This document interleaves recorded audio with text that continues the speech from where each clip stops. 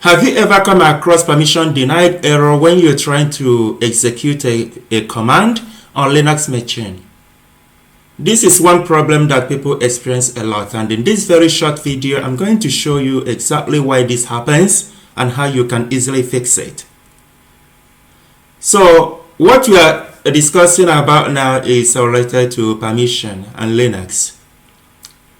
For example, the reason you experience this issue is because you do not have enough permission to execute this file. I will show you why and how. Now let us try to access this very file that I'm trying to run. Here we are seeing the ownership of this very file and the level of access that they have, or the right they have to this very file. Here you can see the owner, for example, has the read and write access.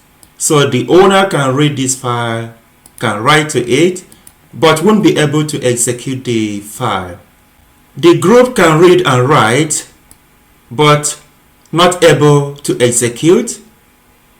Other can only read, but won't be able to write to the file or execute the file. So what we can do now is to grant them access to be able to execute this file. And to do it is actually very simple. You are going to use the change mode command in order to grant the right. Now, what we are going to use, you use plus, then u. Not u, but x. Then the name of the file. Let's hit enter. And now let us try to view the permissions again. Now as you can see, the owner is now able to execute the file.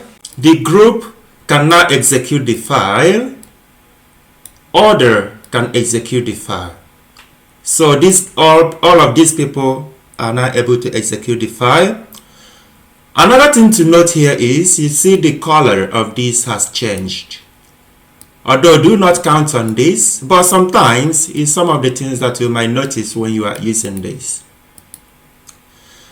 Another important thing to note is that it is when working in Linux, just make sure that you are granting access to those who you should grant access to, because now all of these users are not able to access or to run or execute the file.